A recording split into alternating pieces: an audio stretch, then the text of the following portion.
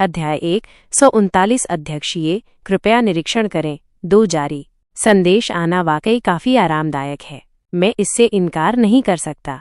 हालांकि युवा स्वामी की चीजें सस्ती नहीं होती, मैं इसके बारे में सोचने की हिम्मत भी नहीं करता। झेंग जियांगहाओ मुस्कुराया। ये दुर्लभ था कि वो इतना तर्कसंगत हो। वह अनिच्छा से खड़ा हुआ।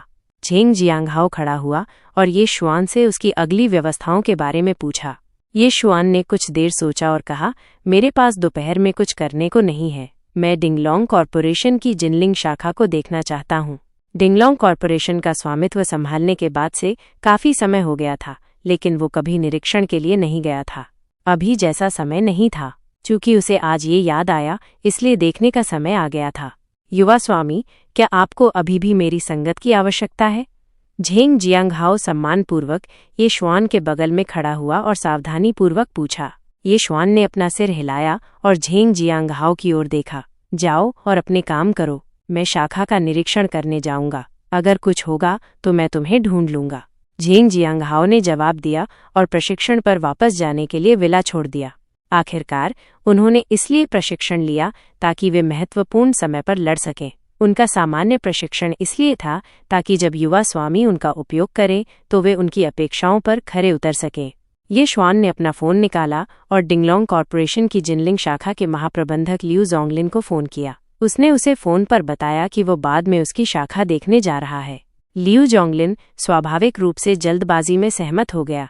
फोन काटने के बाद उसने तुरंत कार्यालय लाइन का उपयोग करके अपने सचिव को बुलाया। जाओ और विभिन्न विभागों के उच्च अधिकारियों को तुरंत बैठक के लिए आने की सूचना दो, मुझे उन्हें एक जरूरी बात बतानी है।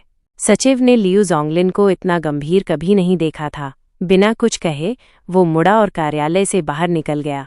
उसने तुरंत सभी उच्च अधिकारियों को सूचित किया। बैठक कक्ष में उच्च अधिकारी एक एक करके पहुंचने लगे। ये देखकर कि आसपास के सहकर्मी भी भ्रमित हैं, उन्होंने अनुमान लगाना शुरू कर दिया। क्या राष्ट्रपति लियू ने भी आपको यहाँ तत्काल बुलाया? बिल्कुल सही, मैंने सुना कि राष्ट्रपति लियू बहुत चिंतित थे। दोपहर में अपनी नींद से उठने पर मैंने खुद को ठीक भी नहीं किया और भागकर आ गया। मुझे अभी भी एक बड़े ग्राहक से बात करनी है। अगर राष्ट्रपति लियू ने समय पर फोन नहीं किया होता तो मैं अब रास्ते में होता। सभी उच्च अधिकारियों ने मामले की गंभीरता महसूस की। इससे पहले कि वे आगे चर्चा कर पाते, लियू जोंगलिन पहले ही बैठक कक्ष में प्रवेश कर चुका था। ये देखकर कि उच्च अधिकारी पहले ही आ चुके हैं, उसने उन्हें इंतजार नहीं कराया और सीधे कहा, अब आपको एक जरूरी बात बतानी है। अध्यक्ष दोपहर में निरीक्षण के लिए आ रहे हैं, सभी विभागों को तैयार रहना होगा, समझ गए? अध्यक्ष? उच्च अधिकारी उत्साहित थे। यह प्रधान कार्यालय के अध्यक्ष हैं, क्या वो निरीक्षण के लिए आ रहे हैं? हालांकि वे शाखा के उच्च अधिकारी थे, उन्होंने डिंगलोंग कॉरपोरेशन के अध्यक्ष को कभी नहीं देखा था। आज उन्हें आखिरकार दूसरे पक्ष का असली रूप देखने का मौका मिला। वे उत्साहित क्यों नहीं होते?